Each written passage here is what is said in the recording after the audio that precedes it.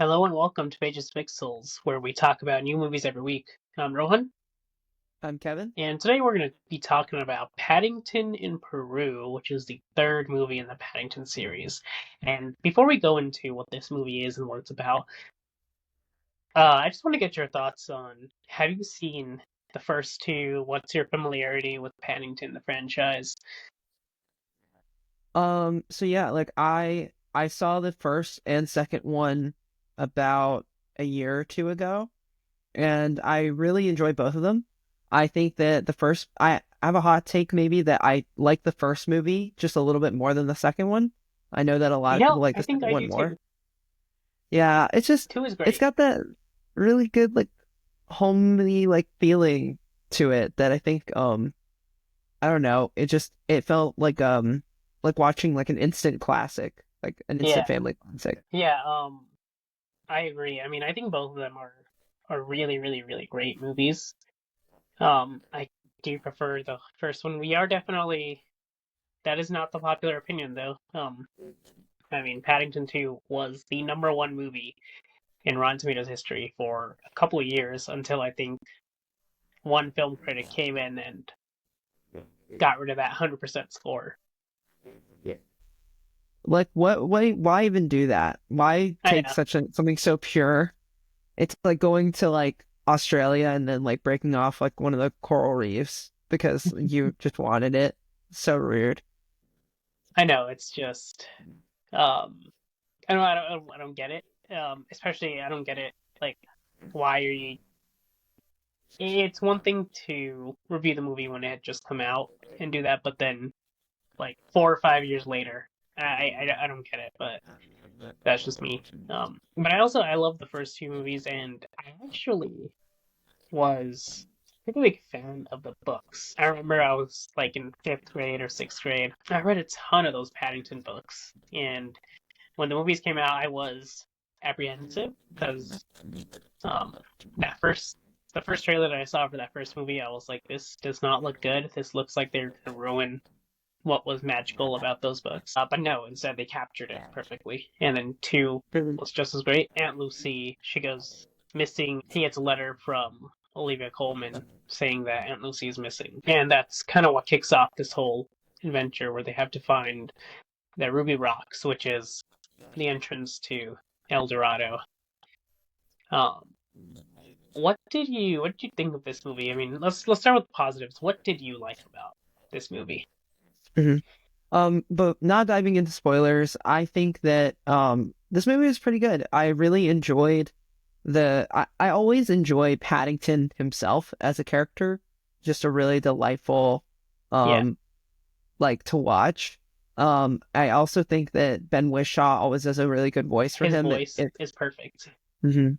It felt exactly like watching the other two, and I think the character work is probably the strongest aspect of Paddington movies. Like they always manage to they know where to take these like I'm gonna say mostly British actors. I think they are all British actors and Hmm. like really give them the best like version of the character that they're trying to make. I'm not too familiar with the books or how they've adapted like certain characters or if this is like a storyline that they just completely made up, but they feel like they fit within the universe of Paddington really well.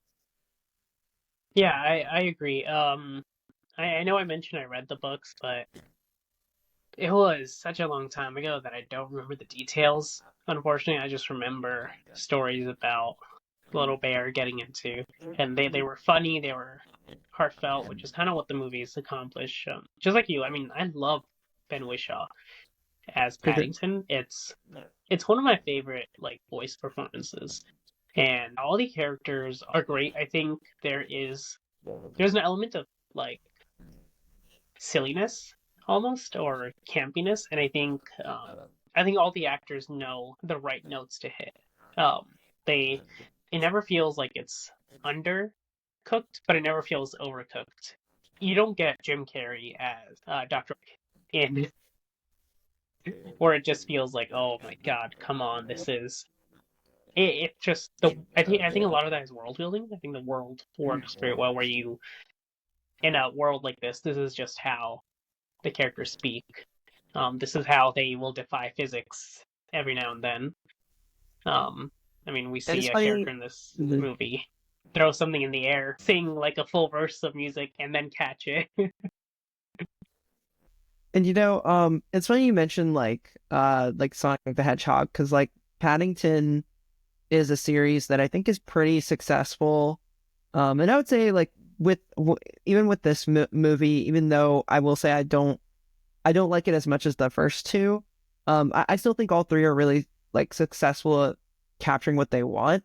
And Yeah, I think it's interesting how successful it is compared to other projects where they've had like CGI animal character and human bonds with human characters. I think uh I'm trying to think of some off the top of my head. Hawk was a really bad one.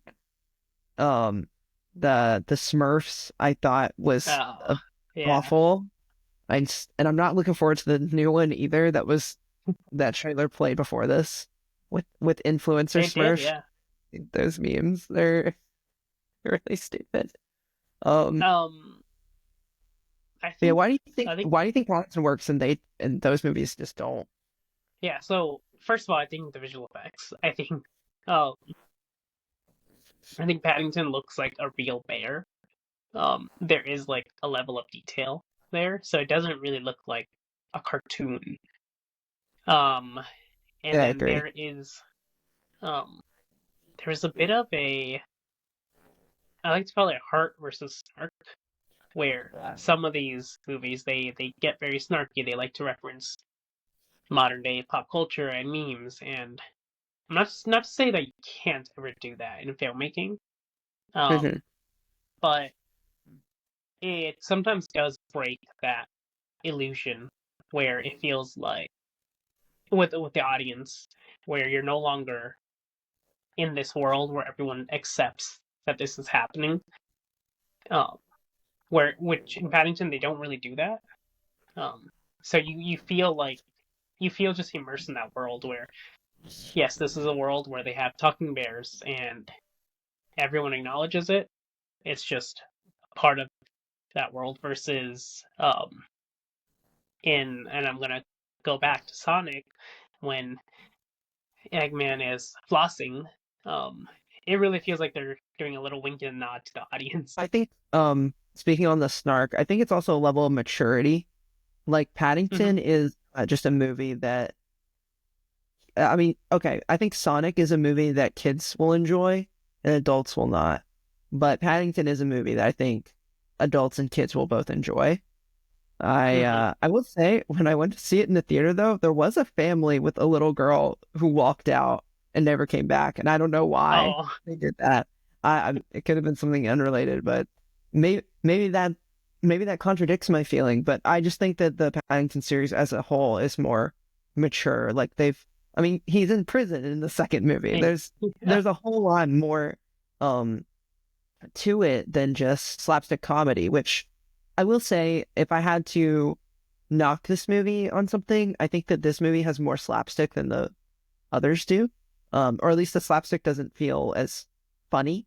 It's mostly yeah. just like Paddington slides and falls into something. Like that's kind of that kind of feels like it takes away time from other moments. I agree. I think the reason, at least for me, why the quote unquote slapstick doesn't work as much in this movie is because this movie it takes place in Peru where he's from, and kind of the natural habitat of a bear to be in a jungle. Versus the first two were about him acclimating in London. Um, and it's just it did have that fish out of water feeling. And Hmm. I wonder if that's the reason why it doesn't quite work as well. Yeah, because it's like he's still experiencing that, and by now I Hmm. feel like Paddington is mostly settled in, and Yeah, doesn't make the same mistakes as he used to. we didn't even mention Antonio Banderas until now. Um, I think his whole storyline works, and him playing all of his ancestors. Which when they first showed the Conquistador, I I didn't even realize that was him. Like I was watching that and I'm like, I've seen that actor somewhere. And then like a few minutes later when they show everyone and it's all Antonio Banderas, that's when I was like, oh wait, it's just him, just in like a ton of makeup. Um, and I think his whole story with um him being haunted by his ancestors, the curse, as his daughter Gina said it, and then his um his character arc with Gina, or his relationship, and then his character arc, that is because of his relationship with Gina. I think it just works so well. I mean, I agree with that. I will say it did kind of feel like her character is just a plot device as a result. Yeah, Now it's that's like a fair. family kids movie, so I'm not gonna really like. I don't feel like I need to knock the movie on these things because I think it understands that that's what it is.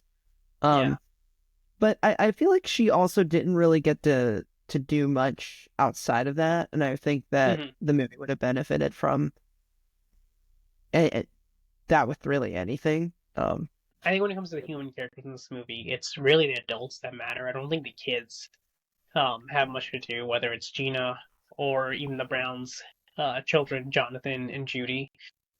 I think you could have um, Gina. I mean, you kind of need her there at least for Antonio Banderas' character to change.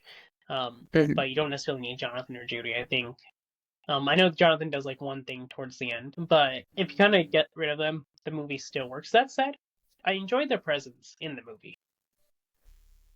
I do want to challenge that take just a little bit because then you need to also come up with a whole new arc for Mary, the mom, because her whole That's goal true. is to on the family.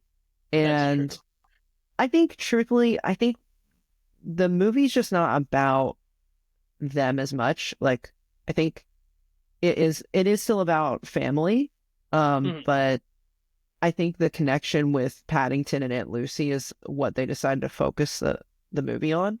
I think Yep. that now I agree, the kids don't really do anything of value. They're not really funny either. I also think as they've gotten older, maybe their performances have just kind of gotten a little bit more bland. Because I think in the first movie they Mhm. were really good. Um, Yeah. but I think that in this one, they really the whole family takes a mostly a back seat except for the dad, I'd say. Right. His whole Um. wrist laminated pamphlet. Yeah. Haley Atwell being there for like 2 minutes. Is she like the boss? Yeah. Oh yeah. One of my favorite Yeah. moments is the coffee guy that flies into the Yeah. office. He skydives into the office just to deliver coffee. That was really fun. I agree with what you're saying. I guess it's just I wonder, could we have done this movie without the family and he had like more like I don't know, maybe like bears, like bear family to hmm like grow, like get new characters. It really got, I guess it just like depends on what they really want. And I think they wanted the family there so that it had the Yeah. payoff for the ending. Yeah. And for the record, I don't think that they should have been removed. I I felt like they didn't do much. Like it's like the whole Indiana Jones and Where's the Lost Ark one, where if you take out Indiana Jones from the movie, the ending is the same. Wait, where does that theory come from? The Big Bang Theory popularized it even more because they brought it up. But yeah, there's this whole thing of like technically, if you take out Indiana Jones, um, in Where's the Lost Ark, the movie ends basically the exact same way. Um, but it's like, who cares? Everyone loves Indiana Jones, so Like Indiana Jones, kind of like this movie, is like, it's more about the journey, not the destination, right? They could have found the El Dorado in this one, but then it would have just been oranges, so they wouldn't have succeeded in anything yeah, significantly and significant anyway. So, yeah. But what do you think of Olivia Colman's character? Because I think oh, she's that's great. what I think we got to talk about the spoilers. Yeah, she's great, and I think they did a really good job of the reveal that she's actually part of um, Antonio Banderas' family with the Mhm. tattoo. Because I did not really expect that. I mean, she felt, you know, I've kind of been conditioned. It's like if you have a really big name actor in this movie, they're probably evil. Because in Paddington 1 and 2, Nicole Kidman and then Hugh Grant. Um, so I was like, okay, Olivia Colman is probably going to be evil, and she's probably being Paddington for some nefarious purposes. And then, of course, she's acting suspicious with the grandma, where she always says something suspicious happening. And then I'm That like, there's it's just something like weird every. going on. And you have that secret camera moment. It's like, I thought that was the reveal. But then it's like, she's like, oh no, I'm doing all this. And I'm like a little bit kooky, but it is because I actually am trying to monitor and care. And I kind of was like, oh, okay, they got me there. I thought she was going to be evil. And then she did end up being evil after I actually trusted her. I think that was a really smart way to do it. Kind of what I was talking about earlier with side characters feeling like they fit within the universe. She is definitely one that Oh yeah, goes right along with Nicole Kidman's character in the first movie being like over the top, yeah, ridiculous. and yeah, yeah, and just like Hugh Grant's character, which Hugh Grant, that one Hugh Grant cameo at the end was amazing. You come here. Yeah, I love that cut to the prison though. I would just love to see more scenes of him in the prison with his captive audience to watch his musicals. Hmm. Yeah, that was a really great cameo. I'm glad we got to see that. I wish I kind of I will say on Olivia Colman's character, I kind of wish her downfall was more climactic. It felt a little bit anticlimactic. I thought that she was going to show up again Yeah. afterward, and then maybe just like the bears like carry her away or something. I don't know. I didn't want violence, Hmm. I guess. But I just Yeah. think she gets hit in the face with wood, like a Yep. wooden thing, and then she's out for the rest of the movie. I mean, Yeah. although I guess the ending like result for her going to like Antarctica is kind of funny. Oh yeah. Um, to work with the polar bears, right? Yeah. Um, actually, speaking of the ending, I do. I mean, I think we got to touch on El Dorado, is where they have the oranges, and that's where you can make the best marmalade. Um, that whole sequence is probably my favorite in the movie. Um, Mm. it just, I mean, that's when all the emotions were coming out. Where I really thought Paddington was going to stay with them. Really? And then, yeah, I did. And then when he chooses to, when he chooses to return, it it made it got me even more because it's like, oh, he loves this place, but he wants to come home, uh, Mm. to England, and I'm just like, oh, it got me in the heart right there. I think you're being fooled by these movies, Rohan. Like I didn't think for a second Paddington would betray the Browns like that. There's no Well, way. it's not a Like he, betrayal. I to me that would be a betrayal. I think it well it's just like if you're thinking about writing a character like Paddington, right, who cares so much about his family and you're like 3 movies in, I think it would be pretty unsatisfying if he did go back with them. Like maybe that's where he belongs in a naturalistic sense, but he doesn't really belong there because he's a Brown. And Yeah, I thought that that beat was going to happen. I was kind of I will say like I do think the movie's predictable, but I don't mind the predictability. Like it's not something that bumps for me because I actually like seeing how um certain beats played out. Like maybe not to speak on the ending, but just with like the plans and payoffs that they had, like with the umbrella, yeah, the bracelet, the wooden statue, the kids and their like gadgets and like the purple spider and stuff. Like all of those hmm things, like they're coming. oh yeah, Um, but you're like, how are they gonna use them? And I thought that all of them were used in really clever ways. I agree. So, Yeah. what would be your standout element of this movie? So I think I want to actually talk about the character arcs. Typically, in most movies, you have your main character who is in some way flawed, and throughout the course of the film, changes. Um, they usually, in a good movie, the story of the film will require that person to change and actually need to overcome their flaw in order to achieve their goal at the end. Now, Paddington does not really do this. He does not have um, much of a flaw, nor does he. I mean, he has a flaw in the sense that sometimes he's a bit naive, um, but I feel like that's more of a quirk than a flaw, at least from a screenwriting perspective. So he doesn't have an arc in this movie, but he what he does do is he forces the other characters to change, or not forces that he inspires them to change.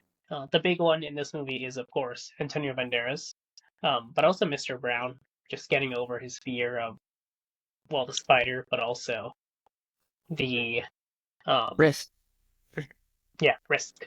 Um, so, and that's what you need to do with um, that's what you need to do with when you write a good when you're writing a movie where your main character does not arc.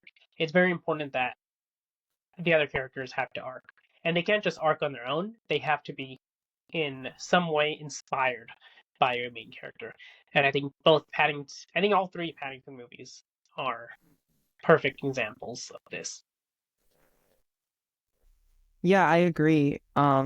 And in thinking of my standout element, like I actually think that mine goes along with what you're saying really well. It's the book ending of the family where they are now and then where they are at the end of the movie. Just these two sequences I think are perfect encapsulations of like what Paddington is all about. It's about the Brown family. It hits a really good emotional chord at the beginning where it's like they don't really spend much time with each other. Just a very simple line, and you're already Mm-hmm. feeling very relatable to other families that as, kids get older, as time goes on, people start changing, and so, like with those changes comes less time to spend Yeah, together. Um, and I think that the thing that ties it together, ties those two moments together, is like when Mary's got these watercolor paintings, and they have like an animated sequence with them. It's oh yeah, very brief, but I thought that those little moments were really beautiful. I don't know who animated those, but they looked like stunning. I thought it was really cool how they brought that um painting to life to symbolically show what Mary is feeling. all right, so time for ratings. Now, if you're new, or just as a reminder, the way we rate things here on Pages to Pixels is on the script coverage scale. There is pass when we don't think a movie's very good, consider when we think it's pretty good, and recommend when we think it's a great movie. As a reminder, this is not an actual recommendation, it's just how we score things here. So that said, how would you rate Paddington in Peru? Give Paddington in Peru a strong consider. I think that if I had to go through all three movies, I think I'd give the first two a recommend and this one just a strong consider. Um, I think that it's really fun, but some of the slapstick and some of the like more simpler moments kind of like take me out of the movie. But I still think it's a strong film overall with good writing, good characters. And This is an easy consider for me. I agree, it's not as good as one and two. Um, but I mean, it's still a great movie. I mean, one and two, that's a very high bar to achieve. Um, and even though it doesn't get there, I still think I mean I still loved this movie. It's still super heartwarming, super funny. And I really enjoy the way it's made. Even some of the style choices, like when they show the house, it's almost like a dollhouse. Yeah, Mhm. I loved it. Yeah, I think if you haven't seen any of these movies, I think that you are missing out on something really wonderful, and especially if you have a family, it would Yeah, be it's a great movie to watch. It's better than watching YouTube slop or Cocomelon, whatever you want to put on for your kids. This movie is worth it.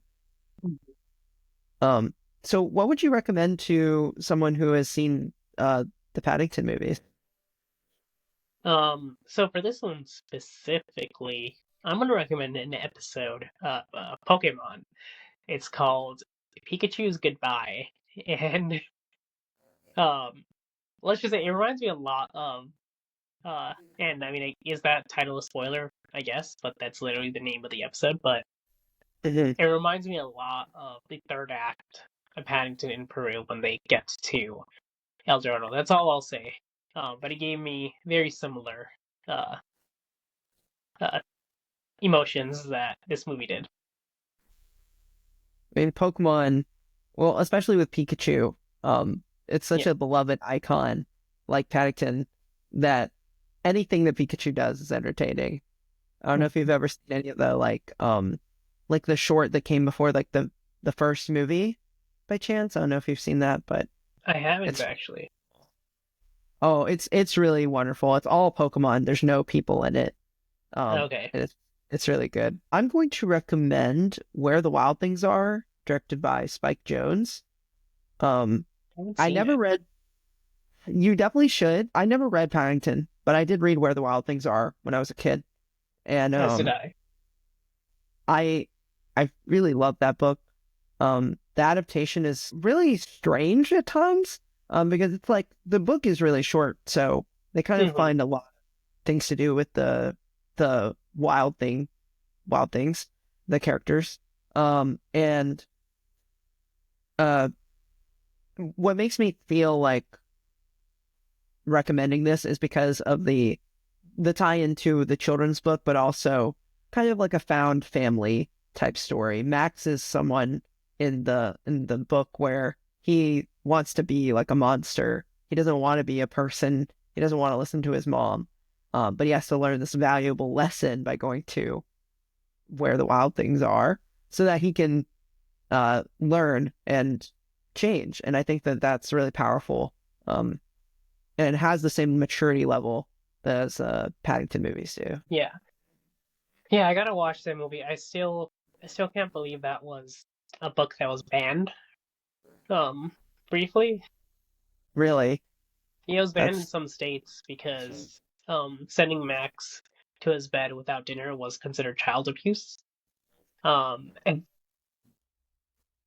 then it was also seen as promoting witchcraft and yeah, well, so was Pokemon. So yeah, yep. for promoting witchcraft,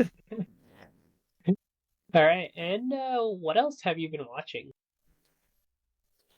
I just watched the Survivor 48 premiere. Um, I Nice. don't get to talk about Survivor on the show, but now is the time that I can. Hmm. Where it kind of lines up. Um, it was good. I've been liking some of the changes that they've been doing with the show because they've gone from hour-long episodes to 90 minutes. And also they've been fleshing out players more. Like you just get to know them more as people first before getting into like the game. But I do think that this episode, um, I I was struggling a bit because I thought just not enough was happening, but it is also a premiere, so there's not really going to be a lot of drama yet. Um, at the same time, there's a lot of funny things going on, like a guy that owns like a pizza shop, and every single reference he has is referring to pizza. He's like, "Well, Jeff, it's just like I'm taking inventory in my restaurant." And I'm like, "Do you have to do that every time on screen?" So I just finished Creature Commandos. It's I'm a little late to the party on this, but it's the new animated DC show that just came out, and it is canon with the new universe that they're doing under James Gunn.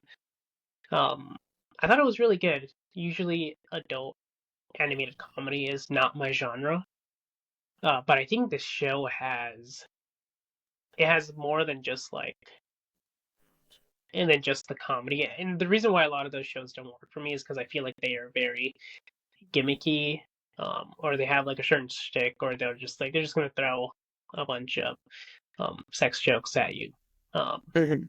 and usually that's why I don't really um love them. But I think this one, I really like the story. I really like the characters. I mean, they go into a lot of character backstory, and some of them are really, really um tragic. Um, Weasel in particular, that's one that stands out. And I mean, I thought the show was great. The ending did piss me off a bit because they killed one of my favorite characters. And it's also a character who, in my opinion, did not deserve to die.